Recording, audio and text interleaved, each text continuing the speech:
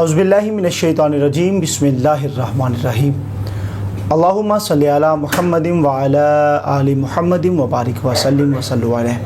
अस्सलामु अलैकुम व रहमतुल्लाहि व बरकातुहू। खुश आमदीद कहते हैं नाज़रीन मुकर्रम, आपको ऑन न्यूज़ की स्पेशल ईद ट्रांसमिशन में आपका मेज़बान अली रज़ा मुस्तफ़ी हाज़िर खिदमत है। नाज़रीन मुकर्रम, आज का दिन, आज का त्यौहार बड़ा ख़ास दिन है, ईद उल अज़हा का दिन है। आज के दिन मुसलमान अपने रब की रज़ा के लिए जानवरों को कुर्बान करते हैं अल्लाह की राह में, और कुर्बानी से हम सबक सीखते हैं। इंशाअल्लाह ताला ऑन न्यूज़ की हमेशा कोशिश और काविश रहती है कि हम हर मौजू पे एक खूबसूरत प्रोग्राम लेके आपकी खिदमत में हाज़िर होते हैं। आज का मौजू बड़ा जानदार मौजू है, आज का प्रोग्राम बड़ा जानदार है, चूँकि आज हमें सीखने का मौका मिलेगा कि हमें कुर्बानी से क्या सीखना चाहिए, आज का दिन हमें क्या सिखाता है, और ये सुन्नत इब्राहिमी को जब हम अदा करते हैं तो उसके में हमारी नीयत क्या होनी चाहिए, क्योंकि अल्लाह के यहाँ नीयत देखी जाती है। हमारे यहाँ दिखलावा बहुत ज़्यादा है, रियाकारी बहुत ज़्यादा है, लेकिन आज का दिन हमें कुर्बानी का जो दिन है ये किस चीज़ का सबक देते हैं, इस पर गुफ्तगू करने के लिए अजीम नौजवान मजहबी स्कॉलर हमारे साथ मौजूद हैं। प्रोफेसर अब्दुल रहमान साहब, हुजूर आपको खुश आमदीद कहेंगे। अस्सलाम वालेकुम। Thank you. कैसे हैं आप सर? खैरियत से हैं? ठीक है। आपको न्यूज़ की स्क्रीन से मुबारकबाद पेश करते हैं कि आज ईद उल अज़हा का दिन है और आप हमारे पास तशरीफ़ लाए हैं। सबसे पहले तमाम आलम इस्लाम को मेरी जानिब से, प्रोफेसर साहब की जानिब से ईद उल अज़हा की खुशियाँ बहुत बहुत मुबारक हों। प्रोफेसर साहब क़िबला अल्हम्दुलिल्लाह एक पढ़ी लिखी शख्सियत हैं। आपका जो है तर्जमा जो आपने कुरान पाक का किया है वॉइस ओवर में, वो आप देखते रहते हैं, बहुत सारे प्लेटफॉर्म्स पे उसकी अपलोडिंग होती है। ये आपके खासे में आया है कि अल्लाह रब्बुल इज़्ज़त ने आपको मलका अता फरमाया, ये खासा अता फरमाए। ये हर किसी की किस्मत में चीज़ें नहीं होती। प्रोफेसर साहब क़िबला ने बड़ी मेहनत के साथ कुरान पाक का तर्जुमा किया, इस पर भी आपको खराज तहसीन पेश करेंगे। एक बहुत खूबसूरत इदारा आप जिसे रन कर रहे हैं, दीन की खिदमत कर रहे हैं हर हवाले से, इंशाअल्लाह ताला उस पर भी सराहेंगे। लेकिन चूँकि आज ईद का दिन है, कुर्बानी का दिन है, और इस ईद को बड़ी ईद कहा जाता है, गोश्त वाली ईद कहा जाता है। जैसे पिछली ईद गुजरी उसे हम मीठी ईद कहते हैं, सोइयों वाली ईद कहते हैं। तो आज के दिन हम अल्लाह की बारगाह में अपने जानवर जिनसे हम बड़ा प्यार करते हैं और बड़ी मेहनत के साथ जो पैसा कमाया जाता है फिर उससे चीज़ें ख़रीदी जाती हैं, उसको अल्लाह की राह में कुर्बान करते हैं। प्रोफेसर साहब क़िबला, सबसे पहले ईद का दिन कैसा गुजरता है, क्या मसरूफ़ियत रहती है, हमारे नाज़रीन को बताएंगे, फिर सवालात की जानिब भी आएंगे। बिस्मिल्लाह जी। बिस्मिल्लाहिर्रहमानिर्रहीम। सय्यदुना करीमुन सल्लल्लाहु अलैहि व आलिहि वसल्लम। सबसे पहले मेरी तरफ से अली भाई आपको और हमारे तमाम नाज़रीन और सामीन को ईद की बहुत बहुत खुशियाँ मुबारक हों।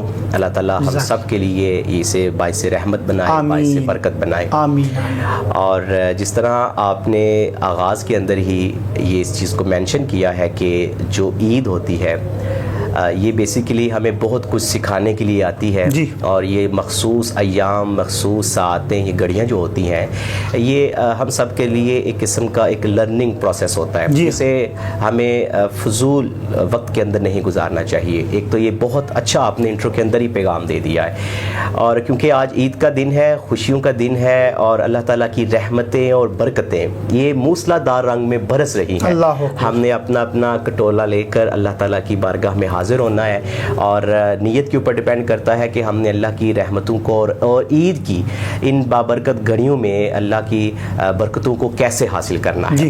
तो जैसा कि आपने पूछा कि ईद का दिन कैसा गुजरता है, तो नॉर्मली जो पाकिस्तान के अंदर लोग रहते हैं, सबसे पहले तो मैं इनको खुश नसीब समझता हूँ, खुशबख्त समझता हूँ, और बड़े लकी लोग हैं कि जो इस्लाम की रवायात है, इस्लाम की तहजीब और हमारी जो सिविलाइजेशन और सिकाफत है उसको बड़े अच्छे तरीके के साथ हमारे मुल्क के अंदर इसको मनाया जाता है, सेलिब्रेट किया जाता है।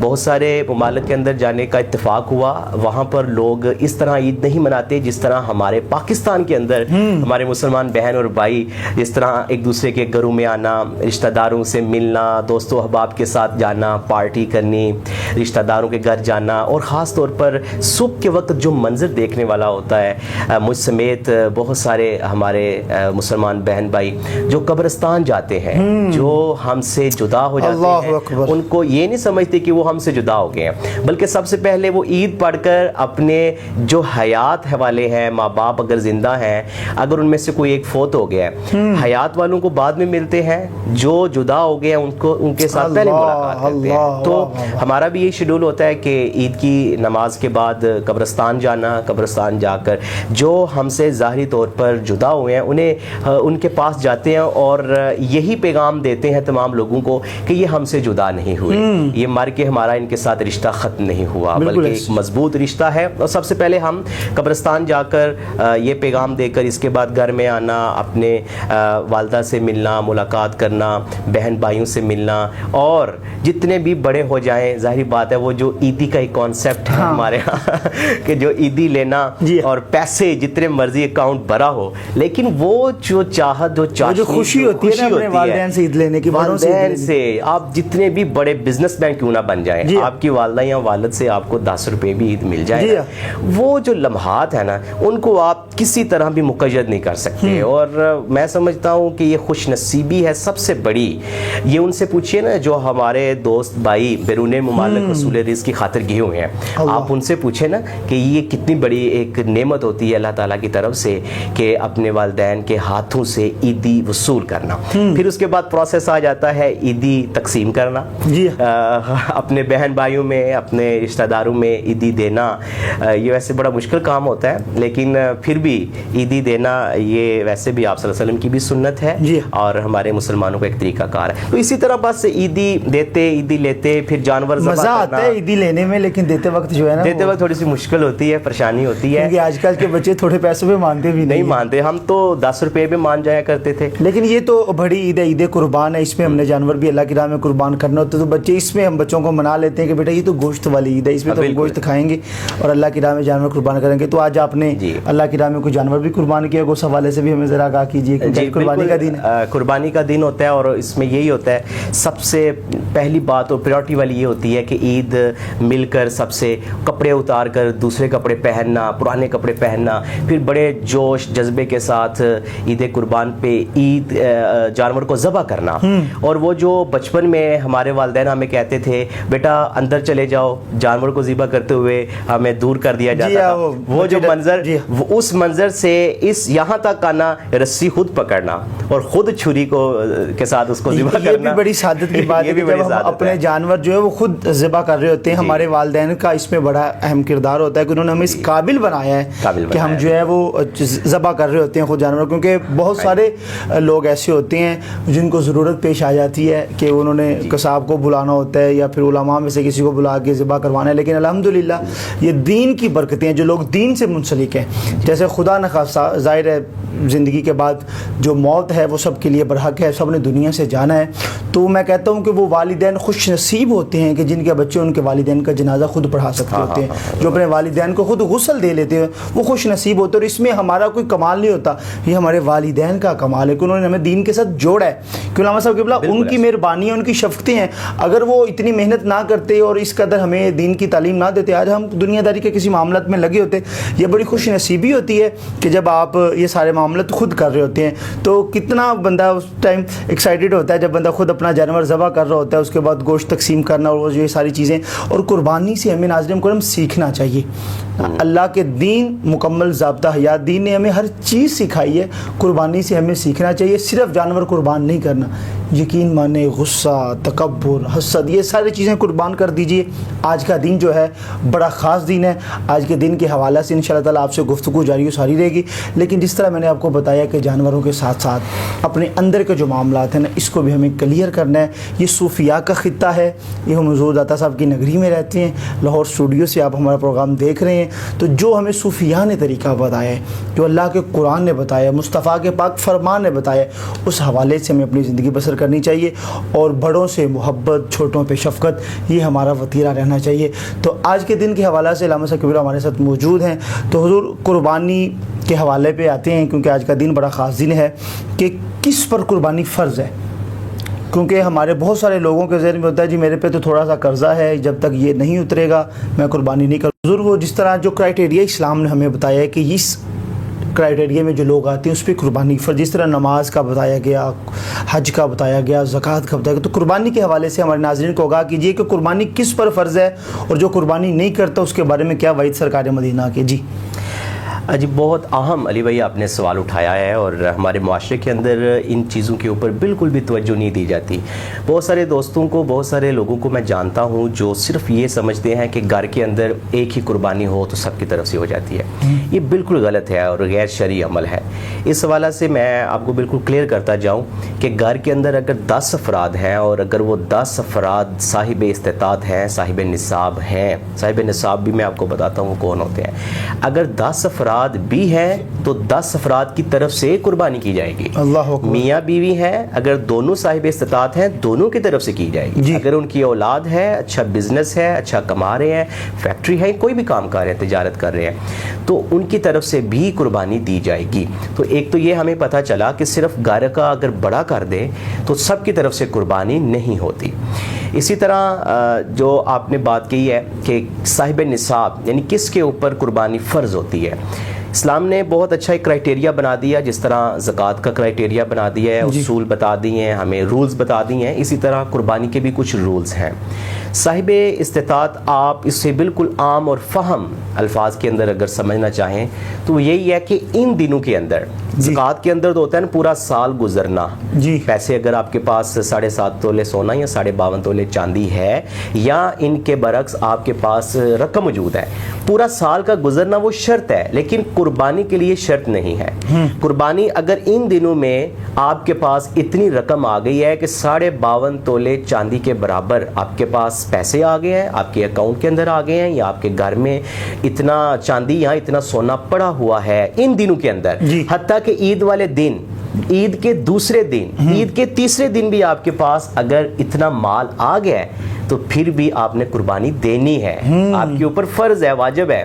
یہ نہیں ہے کہ آپ عید کا دن گزرا یا عید کا دن سٹارٹ ہوا تو آپ سمجھ لیں گے بس ٹھیک ہے جی اب عید گزر گئی. نہیں، عید کے تیسرے دن غروب آفتاب سے پہلے اگر آپ صاحب استطاعت ہو گئے ہیں، یعنی آپ کے پاس 52.5 تولے چاندی، آپ مارکیٹ سے اس کا اندازہ لگوا لیں کہ 52.5 تولے چاندی اس کی جو قیمت بنتی ہے، اگر آپ کے پاس اتنے پیسے آ گئے ہیں اور وہ اضافی ہیں. کون سے اضافی ہیں؟ جو آپ عام دنوں میں اخراجات کرتے ہیں، خرچ کرتے ہیں اپنے گھر کے لیے، فیملی کے لیے، ان کو نکال کر اگر آپ کے پاس وہ اضافی پیسے ہیں، یا آپ نے کوئی کمیٹی ڈالی ہوئی تھی آپ کو وہ مل گئی ہے، یا اگر کسی نے آپ سے قرضہ لیا ہوا تھا آپ کو وہ قرضہ واپس مل گیا ان 3 دنوں کے اندر تو سب سے پہلے یہ کریں کہ آپ اللہ کی رضا کے لیے اللہ کی راہ میں قربانی دیں. اور جو بات آپ نے کی ہے کہ جو قربانی نہیں دیتا، کیونکہ یہ اسلام کا ایک بنیادی رکن ہے اور یہ سنت ابراہیم ہے اور سنت مصطفیٰ صلی اللہ علیہ وسلم بھی ہے. کیونکہ آپ سے پوچھا گیا کہ یا رسول اللہ بتائیں قربانی کیا ہے، تو آپ نے صحابہ سے کہا کہ یہ تمہارے باپ ابراہیم کی سنت ہے، اس کو ضرور ادا کیا کرو. اور آپ صلی اللہ علیہ وسلم نے 10 سال آپ مدینہ شریف رہے، 10 سال ہی آپ نے قربانی دی. اللہ اکبر. ایک دن بھی. اور جو بات آپ کہہ رہے ہیں صاحب استطاعت اور صاحب نصاب ہونے کی، یہاں پر اگر ایک میں بڑی مزے کی بات اور نالج کے لیے اپنے ناظرین کو بتاؤں کہ جب ہم زکوٰۃ کی بات کریں، جب ہم قربانی کی بات کریں تو کیلکولیٹر لے کر ہم بیٹھ جاتے ہیں، میرے پاس اتنے پیسے، میرے پاس اتنے وسائل، ہو میں نے یہ بھی کرنا ہے وہ بھی کرنا ہے. سرکار کی آپ سیرت پڑھیں، ایک دن بھی زندگی میں صاحب نصاب نہیں تھے. اللہ. اس کے باوجود جب بھی کوئی سائل آتا آپ صلی اللہ علیہ وسلم ابو بکر کو یہ نہیں کہتے تھے کیلکولیٹر نکالو دیکھو میں صاحب نصاب ہوں یا نہیں ہوں. تو قربانی کیا ہے؟ بیسیکلی آپ کے پاس جو کچھ ہے آپ اللہ کی راہ میں قربان کریں. اگر آپ کے پاس استطاعت ہے تو کوشش کریں سب سے پہلے پریورٹی کے اوپر آپ قربانی دیں. یہ حساب کتاب، یہ مفتی سے سوال، یہ عالم دین کے پاس جانا اور ہیلے بہانے تلاش کرنا کہ کسی طریقے کے ساتھ، جس طرح زکوٰۃ میں کیا ہوتا ہے کہ ساس کے پاس ہوتا ہے زیور، تو ان دنوں میں جب وہ زکوٰۃ دینے کی باری آتی ہے تو وہ اپنی بہو کو گفٹ کر دیتی ہے، تو 4-5 دنوں کے بعد پتہ چلتا ہے کہ سال گزر گیا، گفٹ واپس لے لیتی ہے. یہ ہمارے معاشرے کا، ہم بچتے ہیں اور ہیلے بہانے، اور ہمارے پاس لوگ آتے ہیں ہم سے سوال کرنے کے لیے. میں یہی کہتا ہوں کہ سرکار کی سیرت کو پڑھیں. آپ نے زندگی کے اندر کبھی بھی آپ صاحب نصاب ظاہری طور پر، ویسے تو ساری کائنات آپ کے لیے ہے، آپ جنتو کے خزانوں کے مالک ہیں، لیکن آپ صلی اللہ علیہ وسلم کیا اللہ سے جتنی محبت ہو نا اتنا ہی محبوب کے لیے کرنا چاہیے.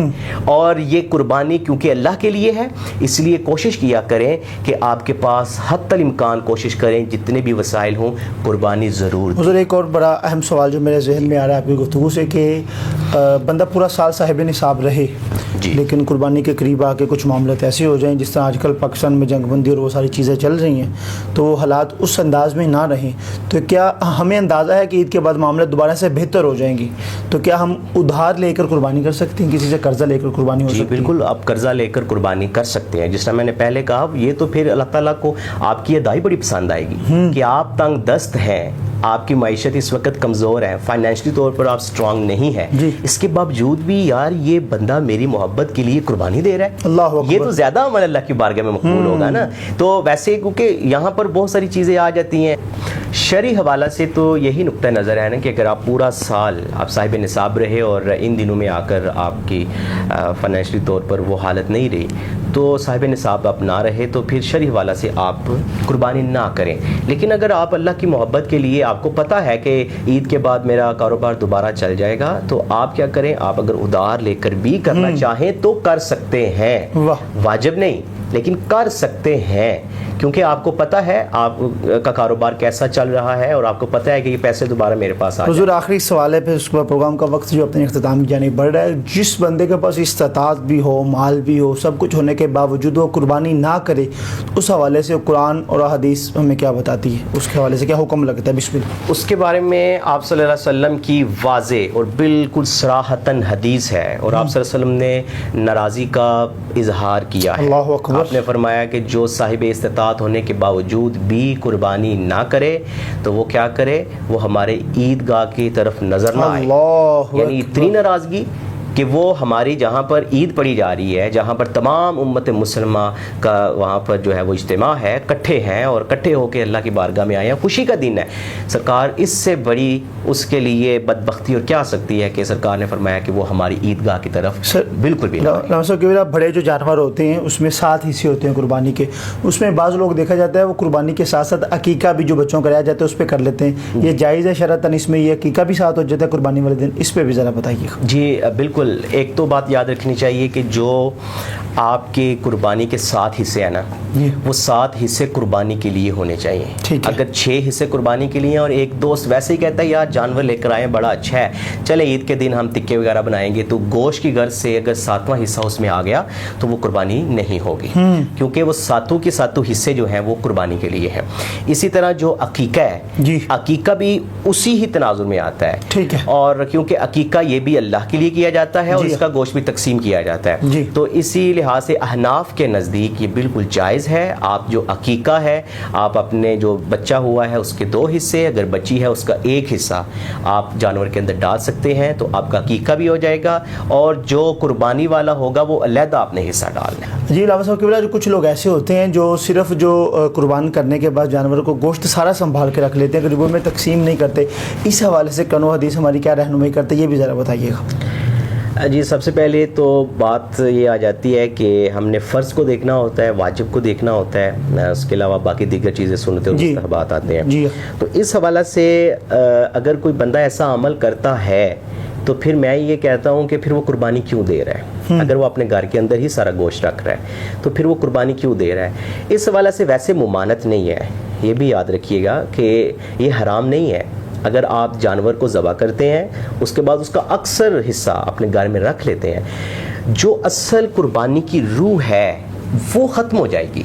गोश्त आपके लिए हलाल है, गोश्त आपके लिए जायज़ है, आप खा सकते हैं, लेकिन इसके लिए हमारे मुहद्दिसीन ने और उलमा ने, सूफिया ने एक बहुत अच्छा एक हमें तरीक़ाकार बता दिया। ठीक है, वो तरीक़ाकार हमें बता दिया कि आपके गोश्त जितना भी हो उसके 3 हिस्से करें, ठीक है, और उसमें से 1 हिस्सा आप अपने लिए, अपने बच्चों के लिए रखें, 1 हिस्सा आप अपने रिश्तेदारों को दें, सिला रहमी में भी आएगा, हुस्न सलूक में भी आएगा, सवाब का अमल होगा, इससे आपकी रिश्तेदारी और जो मामलात होते हैं रिश्तेदारी के उसके अंदर भी तक़वियत आएगी, और जो तीसरा हिस्सा है वो आप गुरबा में तकसीम करें, जो मसाकीन हैं उनके अंदर तकसीम करें, जो दुर्वेश हैं उनके अंदर तकसीम करें, किसी मदरसे में दे दें।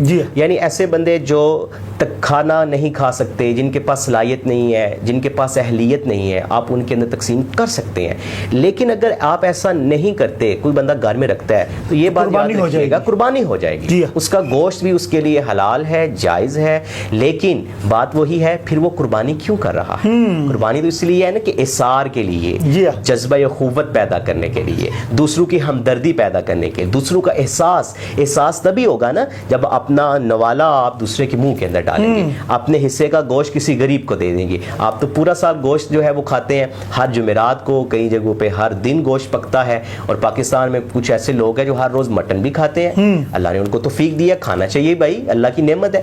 لیکن یہ بیسیکلی قربانی سال کے بعد جانور اس لیے ذبح کیا جاتا ہے کہ وہ لوگ جو پورا سال گوشت نہیں کھاتے, یہ اللہ کی بہت بڑی نعمت ہے, کیونکہ انسان جو ہے وہ بنا ہی گوشت سے ہے, کیونکہ یہ گوشت کا لوتھڑی ہے نا سارا ہمارا جسم, تو اس کو گوشت کی بڑی ضرورت ہوتی ہے. تو وہ لوگ جو گوشت نہیں اپنا حاصل کر سکتے, ان کو دینا یہ سب سے بڑا ثواب کا کام ہے, اور یہ سب سے بڑی قربانی ہے. اور قربانی کا آپ کے اس پروگرام کے توسل سے سب سے بڑا پیغام وہ یہی ہے کہ آپ نے صرف اور صرف اس جانور کو یاد نہیں رکھنا جس جانور کے گلے کے اوپر آپ نے چھری کے ساتھ اس کو ذبح کر دیا ہے. قربانی یہ نہیں ہے, قربانی یہ ہے کہ باقی کے 364 دن آپ اپنی ہر چیز, ہر رضا اللہ کی رضا پہ قربان کر دیں. بہت شکریہ جی, بڑی خوبصورت انداز میں پروفیسر عبدالرحمان صاحب کو آپ نے سماعت کیا. بہت سارے سوالات تھے جن کے جوابات ہم نے آپ سے جاننے, لیکن چونکہ نشری معاملات حائل ہوتے ہیں تو وقت کی اتنا بھی بڑی کھینچی ہوتی ہیں. بڑا خوبصورت پروگرام رہا آپ کے ساتھ. اور ناظرین مکرم, جس طرح لمسک قبلہ نے بتایا کہ قربانی اللہ کی رضا کے لیے کیجیے, اور جس طرح صوفیاء نے ہمیں, اولیاء اللہ نے, ہمارے اکابرین نے بتایا کہ اس گوشت کے 3 حصے کیجیے, ان 3 حصوں کو ایک اپنے لیے رکھ لیجیے, ایک رشتہ داروں کے لیے رکھ لیجیے, اور ایک غربا میں تقسیم کر دیجیے. یہ نہ ہو کہ جو بندہ آپ کو 1-2 kg بھیج رہا ہے اس کی طرف آپ 2 kg بھیج رہے ہیں, تو اس سے ذرا پرہیز کیجیے. اللہ کی رضا اس میں شامل رہے گی تو انشاءاللہ تعالی یہ چیزیں ہمارے لیے برکت والی ہوں گی. اور یقین جانیے اللہ کی راہ میں ایک چیز دینے سے مالک کی ذات بہت آپ کو نوازتی ہے. آج کے پروگرام کا وقت اپنے اختتام کو پہنچتا ہے. اپنے میزبان علی رضا مصطفی کو اجازت دیجیے گا. دیکھتے رہیے اون نیوز. اللہ نے کے بعد. اللہ حافظ.